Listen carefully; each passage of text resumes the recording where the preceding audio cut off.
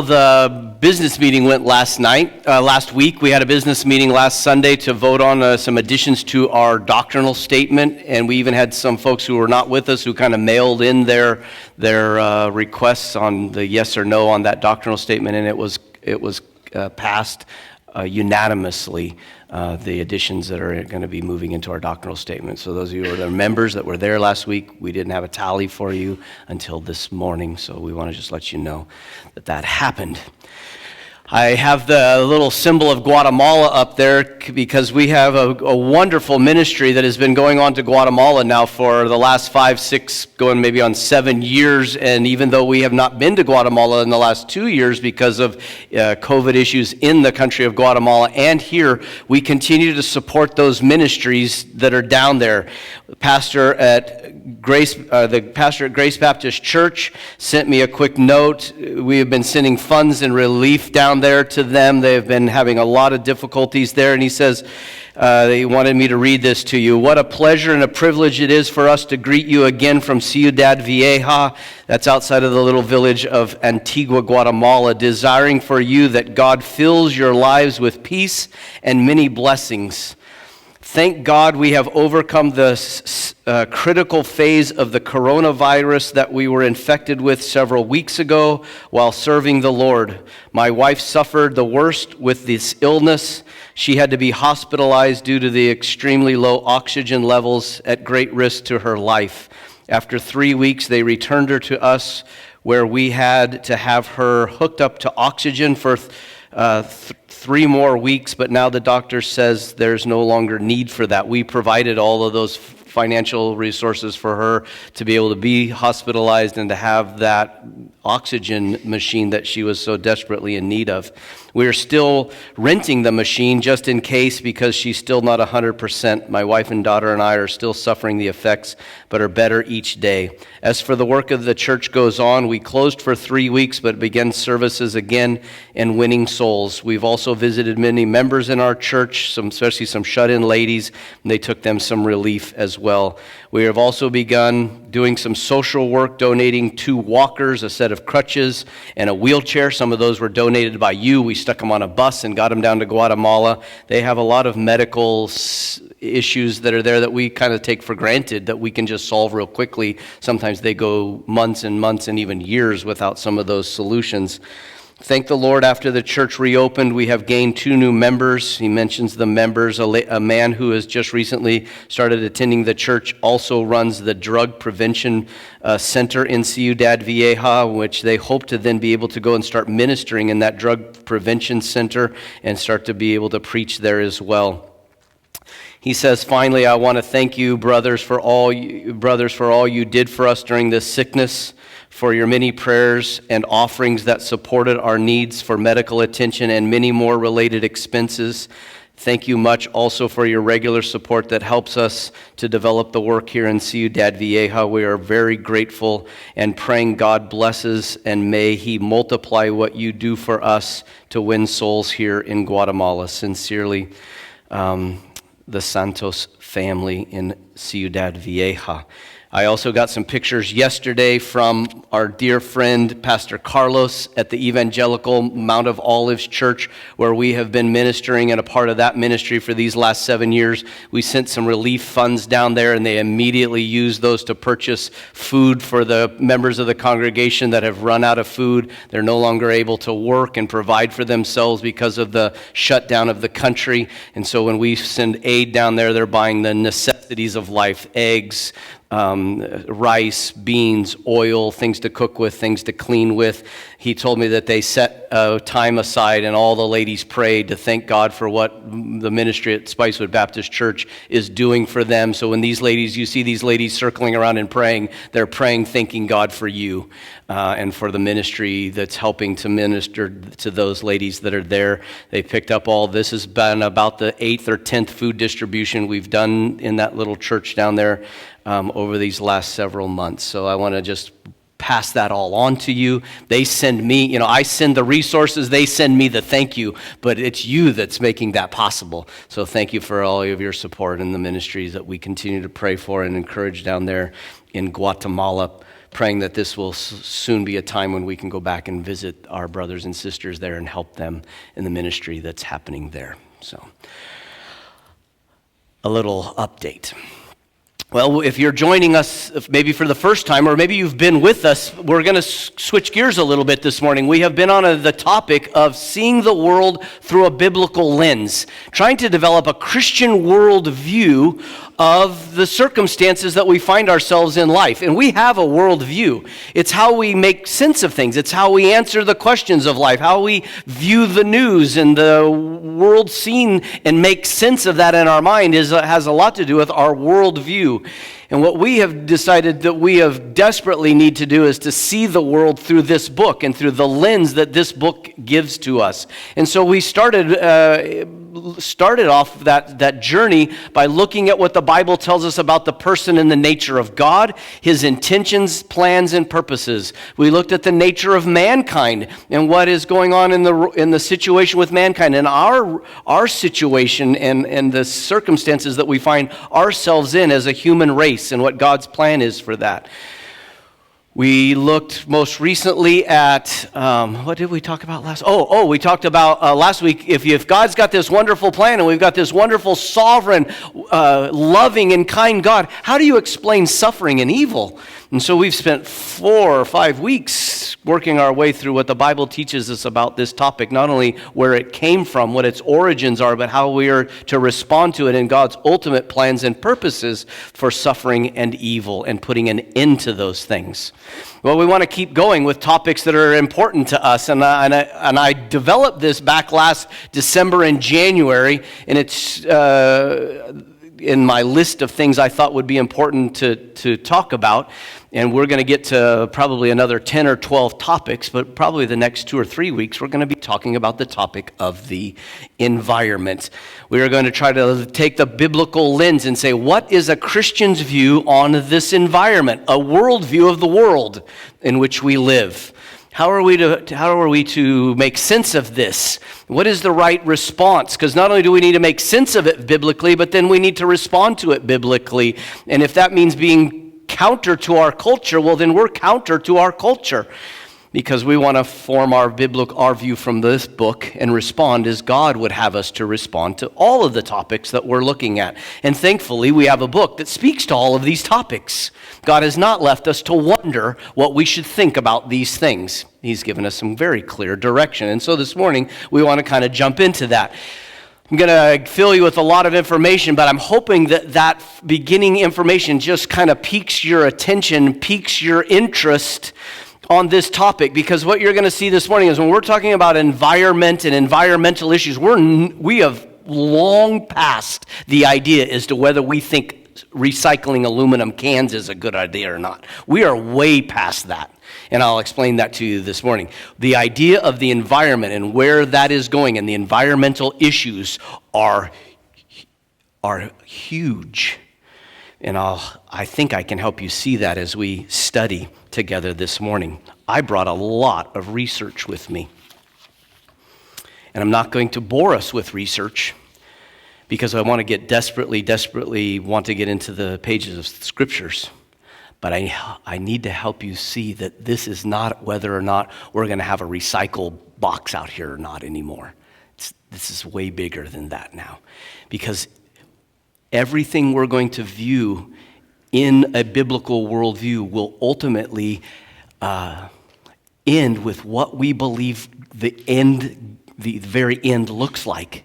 And we believe that the end of all of this ends in a world that is being completely dominated and controlled by a central world government, a central world economic system, a central world religious system, and that it is dominating this world to its detriment and to its peril for 7 years of a great tribulation, after which Jesus will return. We are working our way that way. And some of you have heard about the Great Tribulation and all that is planned and what it seems the Bible seems to unfold. That's not going to happen overnight. That's going to take years and decades to begin to work our way into a place where this entire world is controlled from a central, single government run by one man. Well, it's going to take us a while to get there. But I think you're going to see through all of these topics we're talking about, we're making our way there. I mean, if you haven't thought that somehow this coronavirus didn't open your eyes to the reality that we now have a global medical community that will tell you, a citizen of the United States, what you can and cannot do from the World Health Organization. Why is that? Do I have a problem with the world? I don't have a problem with that. But realize, you know where we're going? We're going to a place where the world's health will be governed by one organization.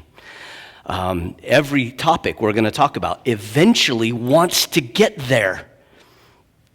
The world system that we live in eventually wants to get to the place where there is a one world government run by one man who will set himself up as God and will demand worship. That's where we're going.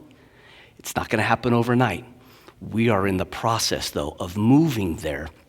And I think just by reading you the literature from the environmentalist movement, you can see that that's the end game. It's a confusing topic, and it is everywhere in our world right now. You can't turn on the television and read a magazine without this topic of the environment coming up. We have Earth Day, and that has taken on a whole new meaning. It has been changed to not Earth Day, it is being changed rapidly to Mother Earth Day, because there's an entire group on our planet who believes that the earth is the origin of all life, and that we somehow must protect her as an entity, and she has a will and she has a desire, and we need to make sure that we're taking care of her so that she then can bless and take care of us, and she's being worshipped on many levels. There's another part of this that's about, it's not just, like I said, about saving your aluminum cans. There is a very militant, very active, and very aggressive environmentalist movement. It's not I don't know, you're of an age of a congregation. You'll remember this commercial. Remember the Indian on the horse overlooking the freeway? And tears were coming from his eyes, and it was to help us to think about cleaning up our freeways. I thought that was a good idea, saving our aluminum cans. We're way past that. We have people, and I'll explain a little bit more of that as we get along. But I'm not denying we got a problem. We have our earth is, we're having a lot of effect on our earth. How much? It's up to debate, but these aren't third world countries. I purposely picked pictures from the United States. This is a California beach last winter.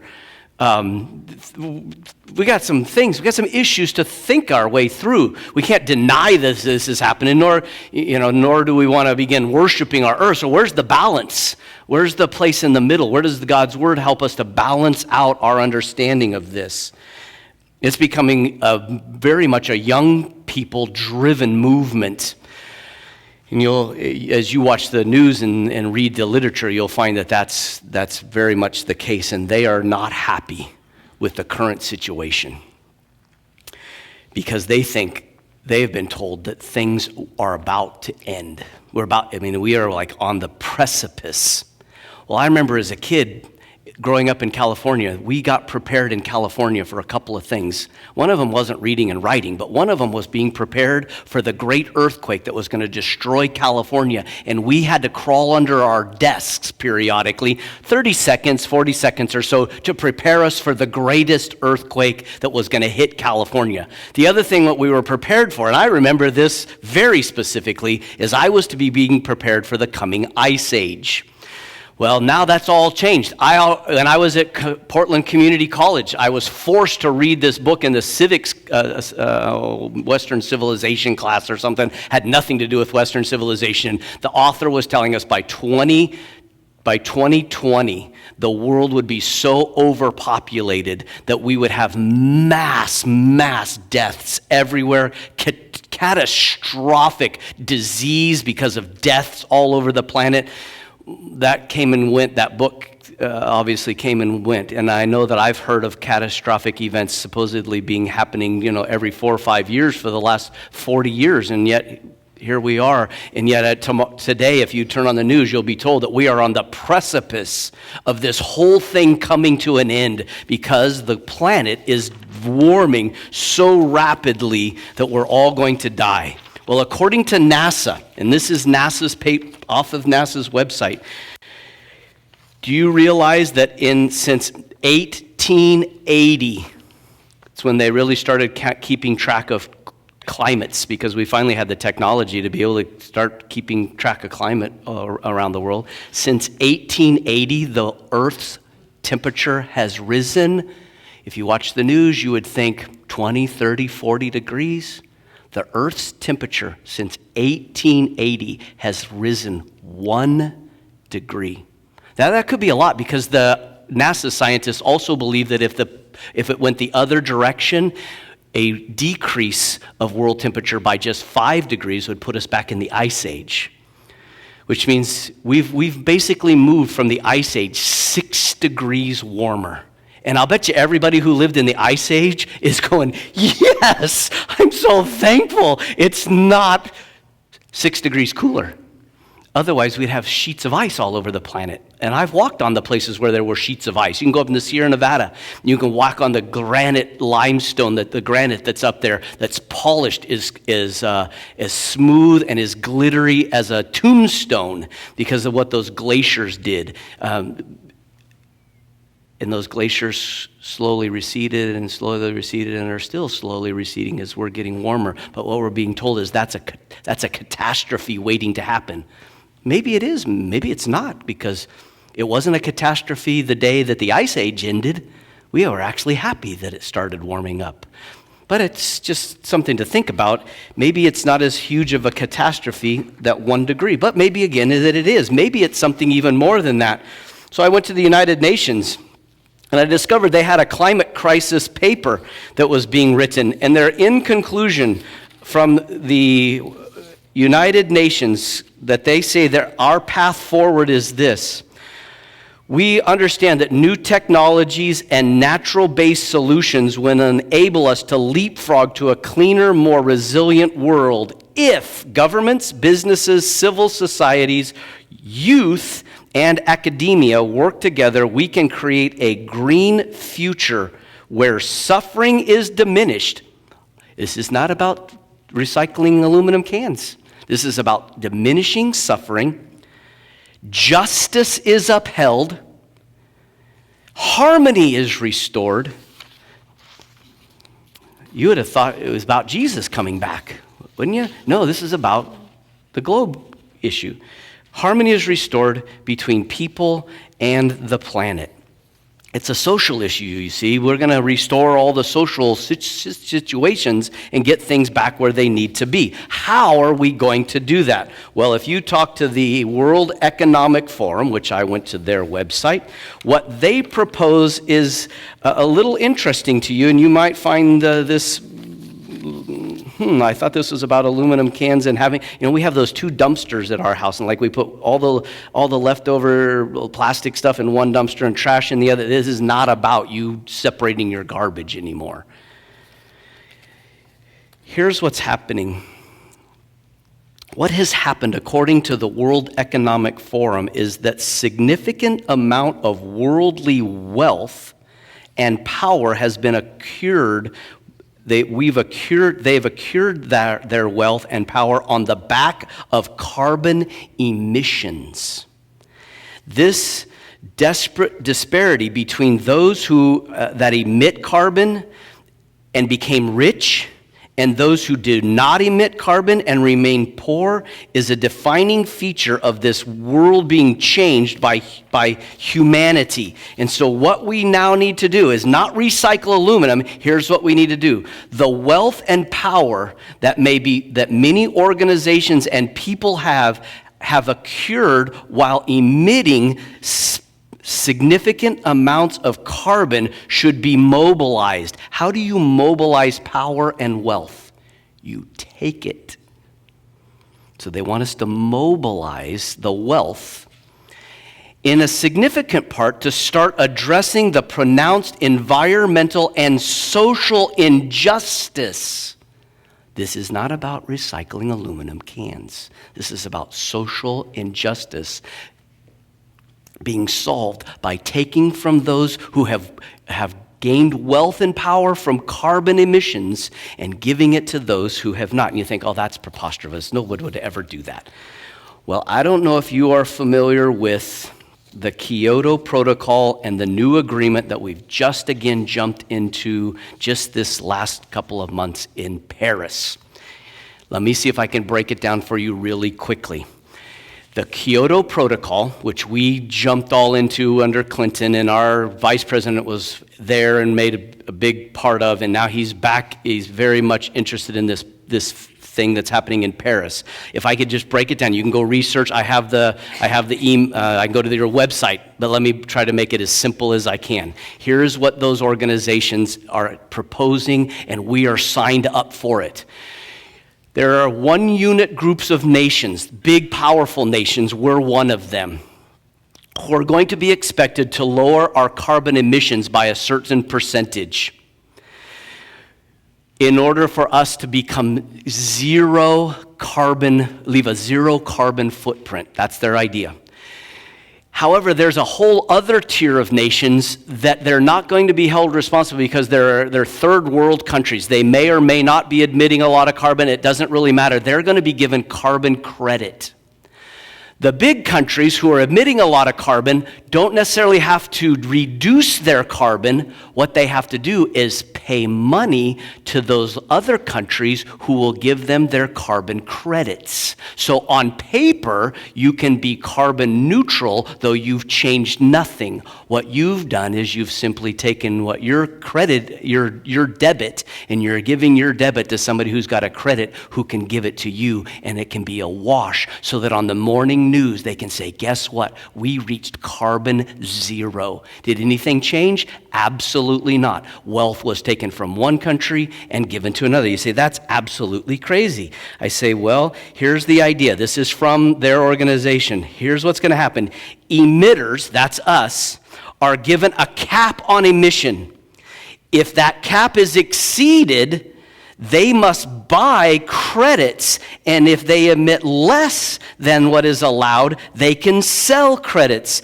In essence, the borrower is being fined for polluting, and the seller is being rewarded for not polluting. This is called cap and trade. You're like, that'll never happen. Last month, 2021, the International Civil Aviation Organization. Did you know there was an international civil aviation organization recently looked at important steps in tackling airline emissions? You're like, that's a good thing. Those airplanes put off way too much emissions. If we can curb that, that would be great. We're not talking about saving aluminum cans. Here's the fine print. In a major move, the ICAO and United Nations agency that sets standard for global aviation as part of a package of measures to cap emissions allowed airlines to offset emissions because they can't bring their emissions down and still put a plane in the air. So what do they get to do? Buy a tree in Brazil. And if they'll buy a tree in Brazil, then they get their cap lowered, while Brazil, who has emission credits to gives the airline the emission credits by planting trees in Brazil, and the airline says, we are carbon neutral. Did they change anything? No, they just did some mathematics, some accounting, and now the Brazilians got some money, the airline companies paid out, and now everybody feels like we've solved the problem. No, making all that up. Go to their websites. This, like I said, why are you saying all this? Because where I want to help you see is we're not talking about is it a good idea or a bad idea to recycle your aluminum cans. I'm all for that. What we are talking about is there are steps being taken in order to help control every part of human existence. And they're going to do that in a lot of ways, and one of them is going to be through the environmentalist movement, because our president has just passed an overwhelming plan and called last month the President Biden Leadership Summit on Climate. Don't believe me? Go to President Biden's website and you can pull his plan up.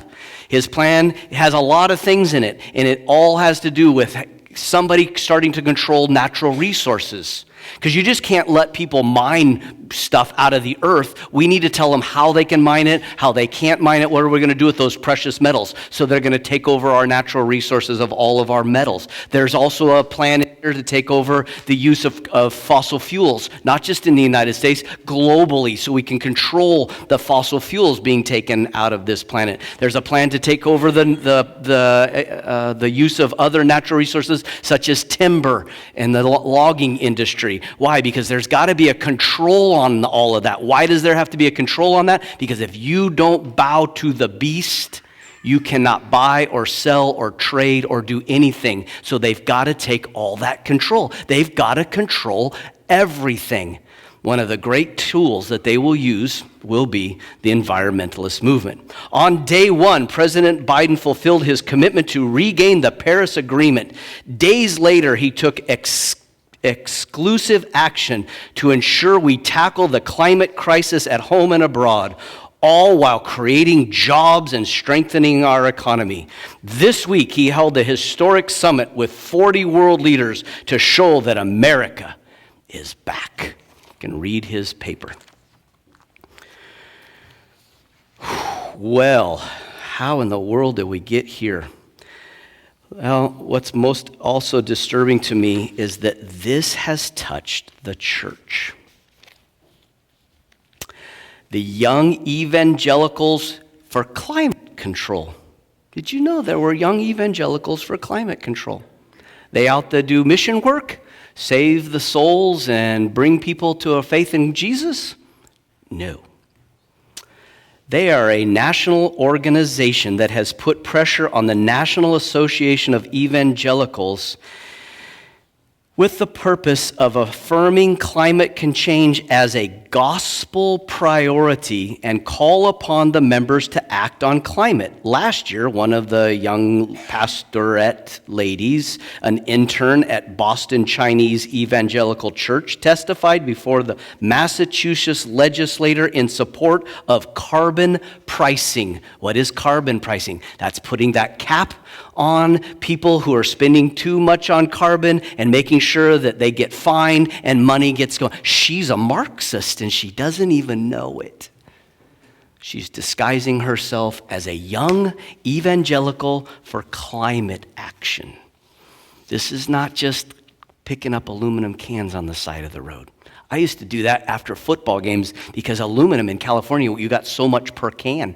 I can make $20, $30 on a Saturday morning going to where the high school football games were and picking up all the aluminum cans. I don't have a problem with that, but we're not talking about that anymore. We're talking about a movement that's trying to take over major parts of our world economy so it can be in control of those things. You watch what happens, what's happening with our grid here in Texas, our electric grid. What do they want to do? They want us to get connected to the national grid so we don't have that 150-year week without power again. Why? Because then the national government can control the power grid in Texas. Why do they want to do that? Because everything is slowly going to be moving to greater and greater central control. This will be just one entity and mechanism to make that happen. How did we get here? Well, what I want you to understand is obviously there are a lot of lenses through which you can look at this environmental issue. And I want you just to see the scope of all of this and not necessarily come down on, okay, we're going to have a campaign to pick up trash and all. What I want you to see is there's a lot of lenses that you can look through this. And I'm not here to say that, the globe is not changing. There has clearly been significant change since the fall, since the flood, since the ice age. There's been worsening growing conditions after the flood. The waters of the earth completely transformed this planet. There's been volcanic eruption, continental drifts, glacier sheets, global warming from the first day the ice age ended. And according to NASA, that's been about 6 degrees. How much of that is man-made?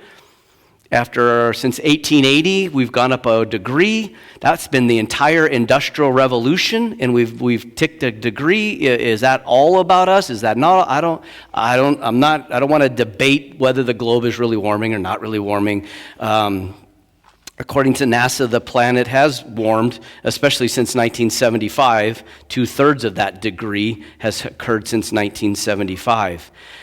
This is Angela and I on Kilimanjaro. We went to Kilimanjaro and hiked Kilimanjaro, and one of the things we love to do is read about where we go. So we read some old commentaries from men who had first discovered that there was ice at the equator, and the National Geographic Society put them off for like 50 years because nobody in England could believe there was snow on the equator.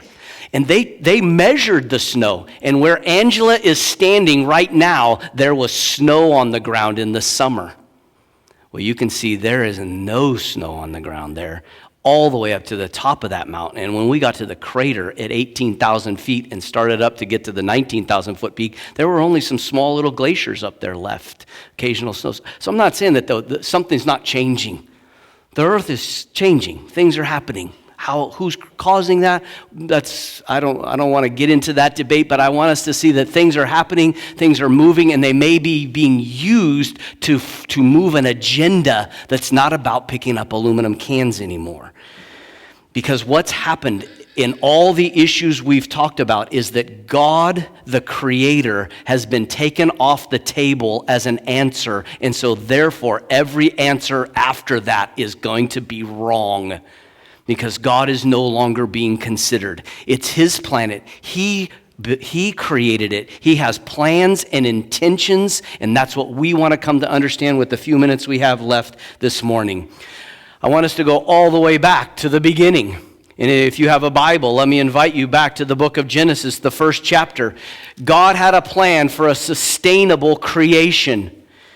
God intended this planet to be sustainable, and He's told us that through the writer Moses, who's recorded those first days, months, and years of creation. Genesis chapter 1.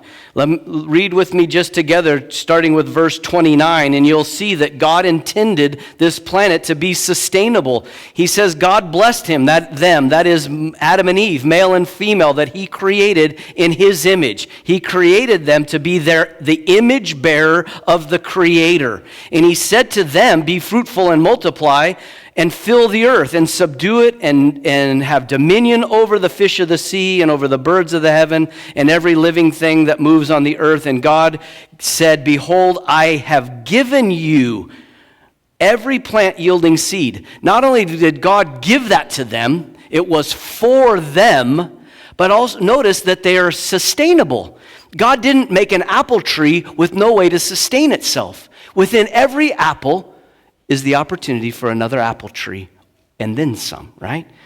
Every ear of corn is sustainable. Every corn stalk is sustainable because it produces that many more kernels of corn. God created it to be sustainable.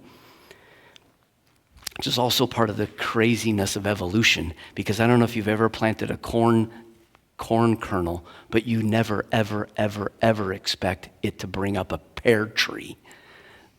The kernel of corn is always going to bring up a kernel of corn. And on that stalk of corn is never going to be an apple. It's never going to evolve. No corn stalk ever thought, I'd really like to be an apple tree. It produces after its kind. It was intended to produce after its kind, to sustain itself and to always reproduce itself based upon its DNA. It can't produce an apple tree, even if the corn begged and pleaded and wished forever that it could be somehow an apple tree. It will never be, because God created it to be sustainable and to sustain that itself. So every fish of the sea and bird, he says, I've given them to you. Every plant yielding seed is, where was I? I have given you every plant yielding seed that is on the face of the earth, and every tree with seed in its fruit. You shall have from them for food, and every beast of the earth, and every bird of the heavens, and everything that creeps on the earth, everything that has the breath of life, I have given every green plant for your food. The purpose of these plants was for them. They were not for the plants. The plants were for them, and God made it possible for them to continue to reproduce themselves through this process. He allows animals to do that. Amazing that these animals would come into existence and have everything necessary to continue to perpetuate them for the duration. And within human beings was also that ability to adapt. There was adaptation that was possible with the animal kingdom and with us. We live on every part of this planet, because we can adapt and we can modify our surroundings in order to sustain our lives all over this planet. And God created it that way, to be sustainable, both resources that were renewable and resources that were non-renewable. They were created for us. Chapter 9, verse 3, you say, well, that was for Adam and Eve. Now we have Noah fresh off the ark. Chapter 9, verse 1, his sons and him come off the ark. God gives them a commandment to be fruitful and to multiply and to fill the earth. He's going to tell them that now there was going to be a division between them and the animal kingdom, in that the animal kingdom will now become there will be a fear within them, an innate fear within the animal kingdom that will separate us from that animal kingdom in such a way that they will not be easily domesticated. The fear of you and the dread of you will be upon every beast of the earth, and upon every bird of the heavens, and everything that creeps on the ground, and all the fish of the sea. Unto your hands they are delivered. Every moving thing that lives shall be food for you. As I gave you the green plants, I give you everything. Creation was intended for us, not us for creation. However, there's some stipulations to that. The second thing we understand is not only did God create a sustainable planet, that sustained planet would not be endless. Still there in Genesis chapter 9? Look at the closing of chapter 8. Fresh off the ark, God is reminding Noah that he is never going to destroy the earth again in the way that he did with the flood. And he says these words in verse 22, while the earth remains, seed time and harvest, cold and heat, summer and winter, day and night shall not cease. That word remains is a word that the Hebrews used that had to do with a lifetime or a lifespan. Fresh off the ark, God is telling Noah that he is going to sustain life on this planet through this planet's lifetime. There is a designated lifetime of this planet. We read about the end of that lifetime in the book of Revelation. That in what God is telling and assuring Noah is during that lifetime, things are going to be sustained. I'm going to sustain life on this planet through these natural mechanisms in which you will be able to survive, because I've created everything for you to be able to survive. We are God's highest created thing on this planet. And we're going to talk a little bit about that here in these next chapters. God's plan then was for mankind to be his unique image bearers.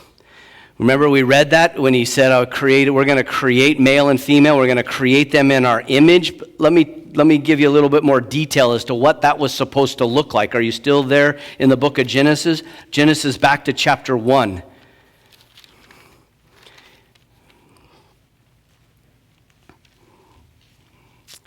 In verse 26, he said, again, we're going to make man in our image, after our likeness. So there was a desire on the part of God that when Adam and Eve were seen, there was something about seeing them that cast an image that portrayed the image and the likeness of God. Here's two ways in which that's going to be true. The next phrase, let them have dominion over the fish of the sea and over the birds of the heaven and over the livestock and over all the earth and over every creeping thing that creeps on the earth. He then reiterates that back in the next verse 28 when he says, God said, bless them. He said for them to multiply and fill the earth and subdue it. Have dominion over it and subdue it. That's how mankind was going to be a reflection of the image of God. So there was going to be a governance, and we'll see that where that word governance comes from in a minute, over the creation. God's intention as mankind being created in his image was for us to have governance over creation. The word dominion has the idea of rule over as image bearers, not members of the animal kingdom.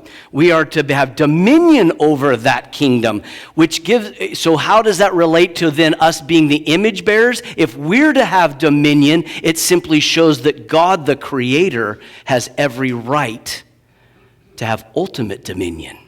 We are simply the image bearers of the God who created this, and if he wants us to have dominion as part of bearing his image, it's a reality that he has ultimate dominion. And when the world tells you you are simply part of the animal kingdom, it is diminishing your place as an image bearer of God and also diminishing the dominion and the rightful rule of our Creator. You're simply a part of the animal kingdom. You're simply evolved by that as some kind of miraculous processes of evolution, and you're no greater than your animal that you have in your backyard or maybe in your front yard. You're on an equal plane with them. I mean, in the city of Austin, it is illegal to put to death a stray dog. It's illegal. But right now, still in the city of Austin, and praying that this is going to end really soon, it is perfectly legal to take an unwanted child's life before it's born. Because that animal has more rights than an unborn child. When we do that, we diminish God's image in mankind and the worth and value of humanity, and also the image of God is diminished as well. Because we're image bearers. We're supposed to demonstrate that. We're also not only to have dominion, but we're to subdue. The word subdue has the idea of to bring under control. It's what you have to do with property that's never been dealt with, right? You have to bring it under control. You're cutting back the cedar. You're cutting back all of the cactus and all the stuff that you've got to do to bring property back under a position where you can use it in any meaningful way. That's that idea of bringing something under control. Even enforced management plan as image bearers. Again, the idea of image bearers is then that gives us the idea that God has the right to have ultimate control. If he's given us control over the planet as image bearers, it's very much a significance that God himself is the one who is the ultimate one in control and has every right to enforce his management plan, because he is not simply the image bearer, he is the image, and he is the creator and has every right to do so. God has a plan for mankind as bearers of his image. Let's look at one more chapter, one more chapter. You guys, just hang on. We'll just look at one more chapter. Let's look at one more verse. Are you still there in the book of Genesis? Look at chapter 2 in verse 15.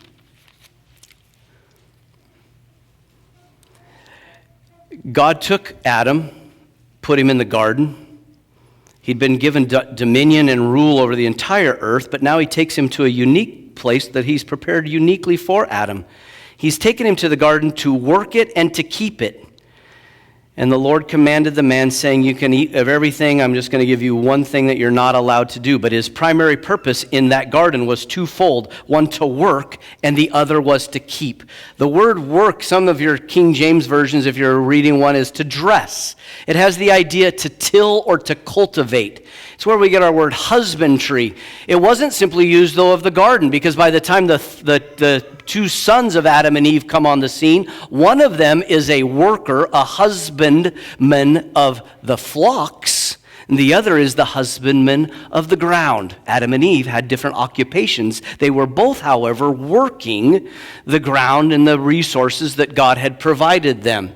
It has the idea of an intentional purpose of bringing something out of that which is natural, and you're working it, and you're cultivating it, and you're developing it in order to provide for the needs and the livelihood of mankind. The second thing he was supposed to do is he was to keep it. This word keep is to guard or protect. The next time how do we know that? Because the next time it's used of a sword-wielding angel who has been set on the edge of the garden to keep Adam and Eve from getting back in. Because of their sin, they have been expelled from the garden, and God puts an angel there to guard it, to keep it, to protect it from mankind getting back into the garden. So if we put all of that together, and we're not where I was hoping to be this morning, but let's just recap real quickly in case you missed it. God has a plan for this planet. He created it in order to sustain life, uniquely human life. Everything has been put in motion to continue to reproduce itself for the sustainability of mankind, which we also can sustain because of reproduction. And God wants us to do that over the entire earth. However, with that comes some responsibilities, because as image bearers, we are to reflect well upon the Creator. And so he says, I want you to work it, and I want you to develop it, but I also want you to guard it, and I want you to protect it. And so we have a twofold responsibility as those who will subdue and dominate the earth, and one is to bring out its greatest potential while at the same time protecting it even from ourselves. Because one of the things we have to worry about is the sin nature within the human being that is greedy and selfish, and at times will destroy things to get what it wants, even if destroying that brings destruction in their own life. And so as believers, we do not disregard this planet. It has been given to us. We do not own it, but it has been created uniquely for us.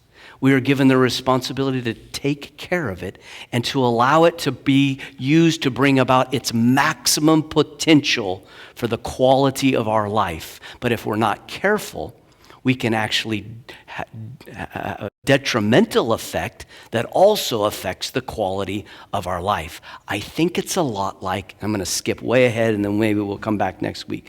I think it's a lot like, oh yeah, there's plenty here for next week. It's a lot like the comparison of the planet and the human body. Neither belongs to us. Both are created to sustain temporary life on this planet. I am not here I'm not going to be here forever. My life will soon be extinguished. And as we read the book of Revelation, so will this planet's. Both, however, are created to sustain life until that time. We cannot lengthen nor shorten that lifespan. God knew the number of my days before I was conceived. I cannot speed up my death, nor can I slow it down. But I'll tell you what, I can have a lot to do with the quality of this life, this body, especially as it gets closer to its end.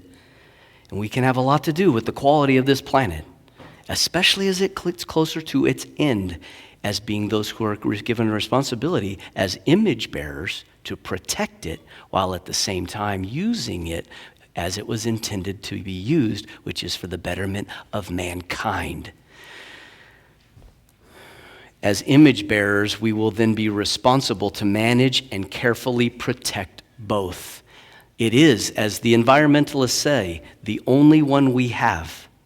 So we do need to protect it. But we need to understand that God has a unique purpose for it in our lives. And we didn't get a chance to look at that, but we will next week. So come and join us. Let's pray. Father, we thank you for your word and the insight that it gives us and the clarity in this topic and every other topic that we ponder and are wrestling with in the culture in which we live. Thank you for this wonderful planet, this beautiful place that you have prepared uniquely for us to live and to enjoy this life until this planet is done and our lives are done. And then, God, we recognize you have a whole new plan that is waiting to be rebirthed yet in the future. Until then, Lord, may we be good stewards of these bodies and this planet that you have given us as we come to understand in a greater way your plans and purposes in a most confused and a most troubled topic this morning. Thank you for your Son who has redeemed both, and we'll learn more about that in the weeks to come.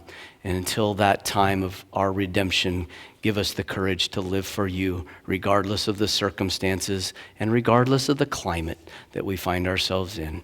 We ask this in Jesus' name. Amen.